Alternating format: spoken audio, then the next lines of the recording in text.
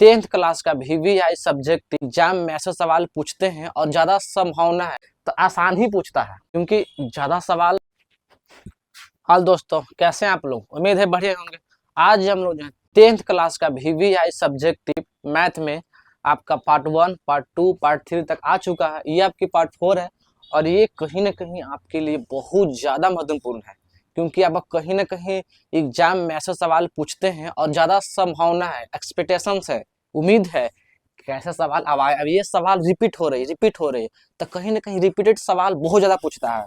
तो आपको हर क्वेश्चन को समझ कर आपके वीडियो को अच्छा से रुक के देखना है और अच्छे तरीके से गणित को दिमाग में सेट कर लेना है।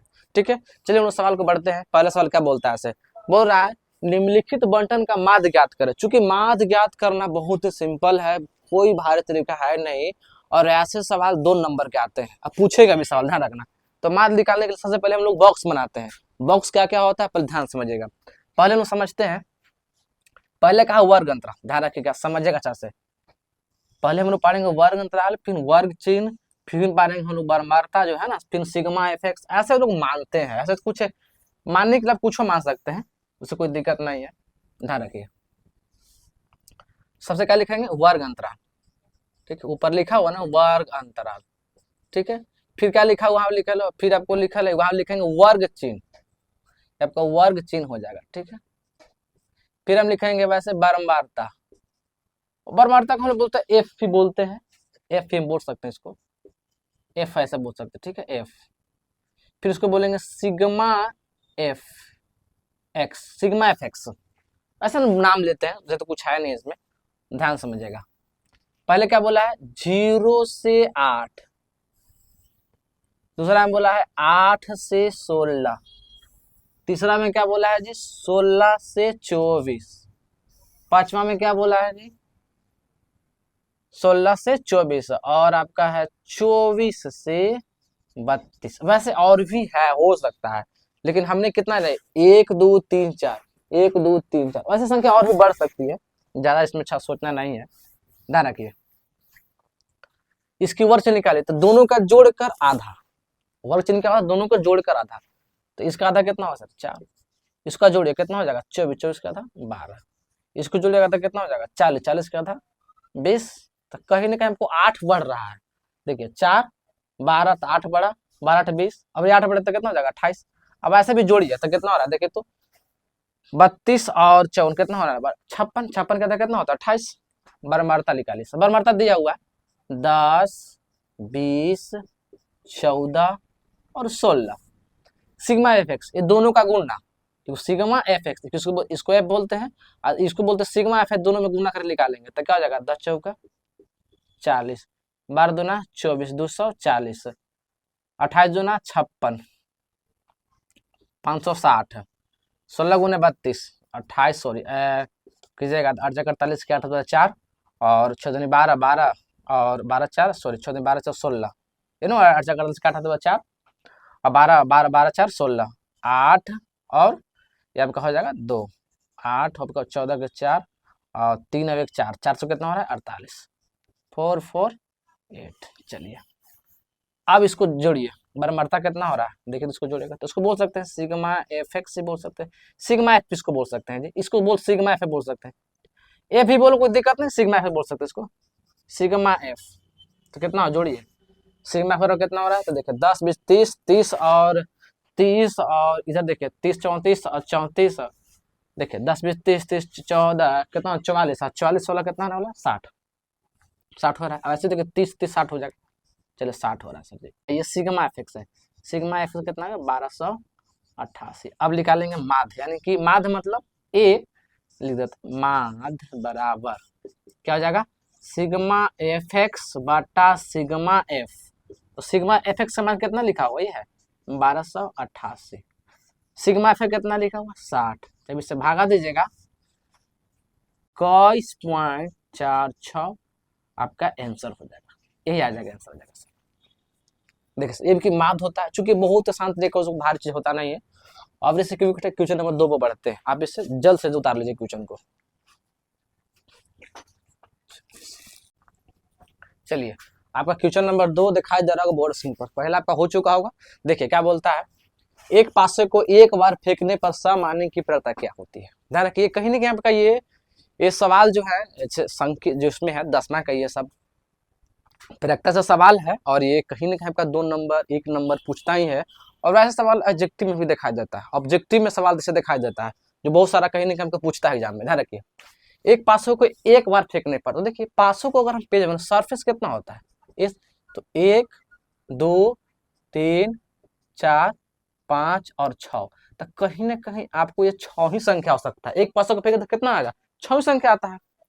तो अब निकालना क्या है, सम संख्या निकालो। देखो सम संख्या कितना होने वाला है जी, पासा में सम संख्या जो है वो कितना होगा, देखिए तो 2 हो जाएगा, 4 हो जाएगा और 6 हो जाएगा, 2 हो जाएगा, 4 हो जाएगा और 6 हो जाएगा।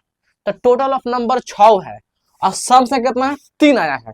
तो हमें निकालना कुछ है पर्यायकता, तो लिखेंगे पर्यायकता बराबर पी ऑफ ई और एस ऑफ ई। मतलब पी ऑफ मतलब कितनी संभावना पॉसिबिलिटी है, पी ऑफ मतलब क्या होता है पॉसिबिलिटी, तो पी ऑफ पॉसिबिलिटी कितना है 3 ही है।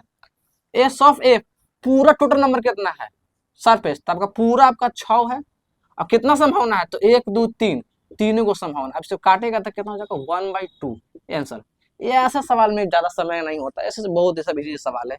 और कहीं इतना आसान सा सवाल पूछता है सर, तो आसान ही पूछता है, भारी नहीं पूछता। भारी जो पूछता है वो आपको पहले ही बता देंगे, टेंशन मत लीजिए। ऐसा छोटा छोटा करते करते हम आगे और बढ़ेंगे। चलिए क्वेश्चन नंबर हम लोग 3 की ओर बढ़ते हैं, आप इसे जल्द से उतार लीजिए। चलिए अब क्वेश्चन नंबर 2 हो चुका होगा, और ये कहीं ना कहीं क्वेश्चन नंबर 3 आपको बोर्ड स्क्रीन पर दिखाई दे रहा होगा। क्वेश्चन नंबर 3 बोर्ड स्क्रीन पर आपको सवाल दिखाई दे रहा है। देखिए क्या बोलता है इसे, द्विघात बहुपद ज्ञात करें जिनका शून्यकों का योग एवं गुणनफल क्रमशः 3 एवं -3 एवं 2 है। द्विघात बहुपद ज्ञात करना है, तो द्विघात बहुपद ज्ञात करने जिनका शून्यकों का योग और शून्यकों का गुणनफल दिया हुआ है। ध्यान रखिए तो शून्यकों का हम मान लेते हैं अल्फा प्लस बीटा बराबर क्या लिखते हैं, अल्फा प्लस बीटा शून्यकों का योग क्या दिले -3। ठीक है, अल्फा इंटू बीटा बराबर शून्यकों का गुणनफल कितना दिले हैं 2। देखो द्विघात समीकरण को अगर आप जैसे निकालते हैं ना, तो पी ऑफ एक्स जो होता है द्विघात बहुपद हम जो निकालते हैं, तो द्विघात बहुपद ज्ञात करने पी ऑफ जो एक्स होता है वो क्या होता है ना, देखिए एक्स स्क्वायर माइनस, वैसे हम यहाँ पे ऐसे लिख सकते हैं, ऐसे लिख सकते हैं द्विघात बहुपद ऐसे द्विघात बहुपद हम लोग यहाँ पर लिख सकते हैं, लेकिन मतलब नहीं कैसे समझिए, x square alpha plus beta into x plus alpha into beta बराबर 0 से मतलब नहीं था, बराबर 0 हम कह सकते हैं।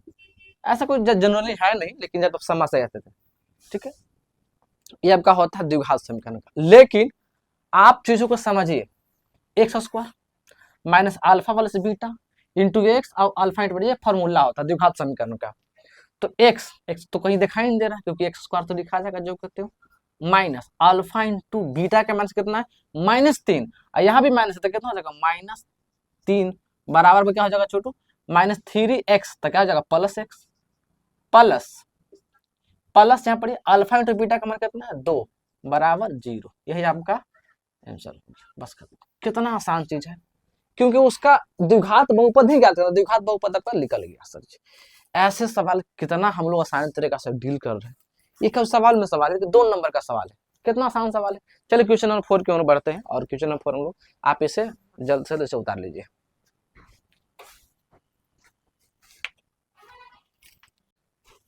चलिए क्वेश्चन नंबर का 4 देखा जाए, द्विघात समीकरण का मूल निकाले 2x square minus 2√2x plus 1 है। द्विघात समीकरण का मूल निकालना है। देखिए सर यहाँ मूल क्या होता है, ये सवाल आपका फिक्स है तो फिक्स है, बाकी सभी फिक्स है, लेकिन ज्यादा ये एक्सप्रेशन है, मतलब उम्मीद है सवाल इससे आने का, ध्यान रखिएगा। तो सबसे पहले मूल निकालने के बाद डी निकालते, विवेक्तर डी का विवेचक बोलो या विवेक्तर बोलो, हम पहले निकालेंगे डी निकालेंगे, डी मतलब विवेक्तर विवेक्तर क्या होता है, मैंने डी बराबर, विवेक्तर मतलब कि डी बराबर, ध्यान रखिएगा। उसको विवेचक भी बोलते हैं, उसको विवेचक बी स्क्वायर माइनस 4ac होता है। लेकिन अब हमें ए क्या है, बी क्या है, सी क्या है, तो ध्यान समझिएगा। फर्स्ट वाला ए होगा, लास्ट बीच वाला बी होगा, लास्ट वाला सी होगा सभी। तो हम कह सकते हैं यहाँ पर ए बराबर आपका है 2, ठीक है, बी बराबर है आपका -2√2 और सी बराबर है 1। अब हम लोग रखेंगे, समान रखेंगे, तो डी बराबर, तो ध्यान रखेगा, डी बराबर बी, तब बी कितना आपका है -2√2 के द होल स्क्वायर -4 गुने ए का मान कितना है 2, सी का मान 1। तो थोड़ा सा ध्यान रखिएगा, डी बराबर जो दिखाई दे रहा है सर, इसका वर्ग निकालते हैं 2 का वर्ग 4 और 4 दूना कितना हो जाएगा 8। अब सम है तो आंसर माइनस में नहीं आएगा, प्लस में आएगा, तो -8 बराबर क्या हो गया 0। इसका मतलब है जो मूल जो है ना, मूल क्या आपका है वास्तविक है, मूल वास्तविक है। इसका एक नियम होता है, मूल वास्तविक है एवं समान, क्या आपका है समान। मूल क्या आपका वास्तविक, या हम बोल सकते हैं मूल जो है प्राकृतिक एवं समान, मतलब ये आपका समान है, क्या मूल है समान है, मूल वास्तविक एवं समान है। अब हमें निकालना क्या है, मूल निकालना है सर। इसके मूल क्या क्या हो जाएगा, तो देखिए जो मूल निकालना है ना, तो ध्यान रखिएगा, यहाँ आपका होता है प्लस माइनस बी, ठीक है, minus b plus minus root under d square, sorry d हम कह सकते हैं, ऐसे तो लिखते हैं बी स्क्वायर -4ac सी बटा 2, ऐसे लिख सकते हैं, ऐसा कोई दिक्कत नहीं है, ऐसे भी लिख सकते हैं।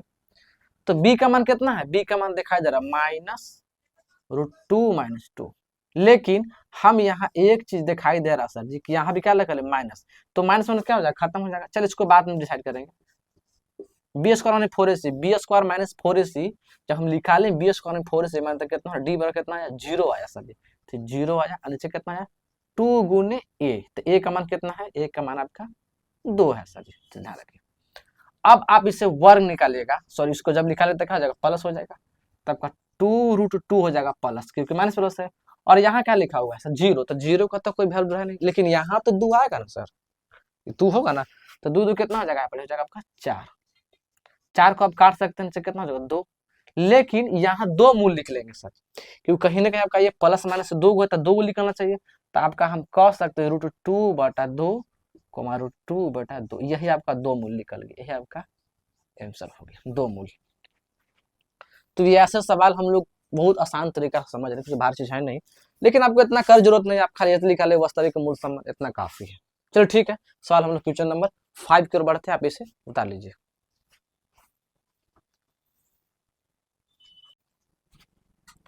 क्वेश्चन नंबर 4 कम्प्लीट हो चुका है। क्वेश्चन नंबर 5 हम लोग एपी पर आ गए हैं।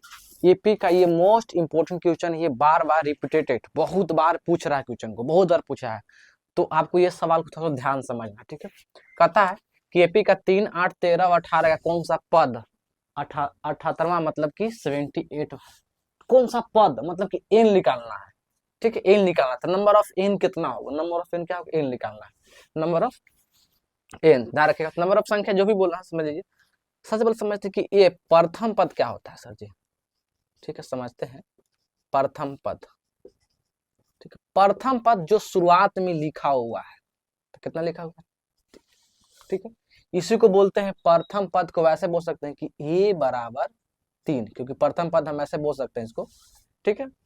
अब लिखते हैं सार्व अंतर, सार्व अंतर ये क्या होता है सर, सार्व अंतर क्या होता है, तो सार्व अंतर जो दोनों का डिफरेंट निकलता है, ठीक है, सार्व अंतर।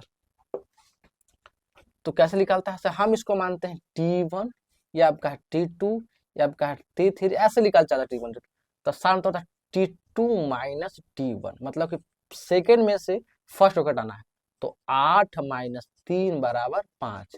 इसी को हम लोग बोलते हैं डी, तो डी बराबर कितना हो गया जी, इसी का बोलते हैं हम लोग डी, तो डी बराबर कितना हो रहा है आपको, डी बराबर को लिखा रहा है 5। अब यहाँ से निकलता है एपी एंड टीएन बराबर, मतलब कि टीएन मतलब क्या, मतलब एनवा पद जो भी संख्या निकालना है तो टीएन निकालते हैं, ठीक है। अब जो है टीएन बराबर एक फॉर्मूला होता है A plus N minus 1 into D. TN क्या होता है, तो टीएन आपका लिखा है, क्योंकि देखो कौन सा पद, तो 78वां पद, तो हम लिखेंगे 78वां पद बराबर ए का मान कितना है आपका 3 plus N minus 1 into d का मान 5। अब यहाँ घटाइए सर, ये सब घटाइएगा, इसमें से घटाएगा तो कितना होता है, ये 75 हो जाएगा। और गुणनफल कहाँ जाएगा सर जी, बाटा में आ जाएगा, तो हो जाता है n-1। इसको काटेगा तो कितना हो जाएगा भैया, हो जाएगा 15 पचे 75। तो यहाँ आप देख रहे होंगे n बराबर, इन जुटेगा, क्योंकि यानी आएगा ना सर, जुटेगा ना, तो कितना हो जाएगा 15×16, यही आपका आंसर हो, यानी 16वां पद। कौन सा हो जाएगा, 16वां पद, यानी कि 78वां पद होने के लिए कम से कम नंबर ऑप्शन कितना है, 16 पद।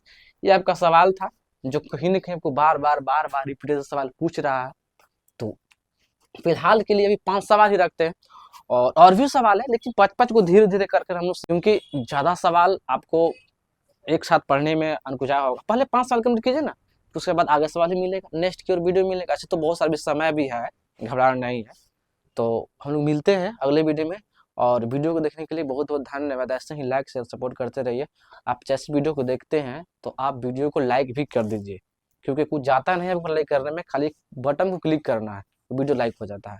तो ये सब चीज़ ध्यान रखिए, ये आपके लिए कर रहे हैं इतना, तो आप इतना भी नहीं कर सकते हैं, बिल्कुल कर सकते हैं। चलिए मिलते हैं अगले वीडियो में।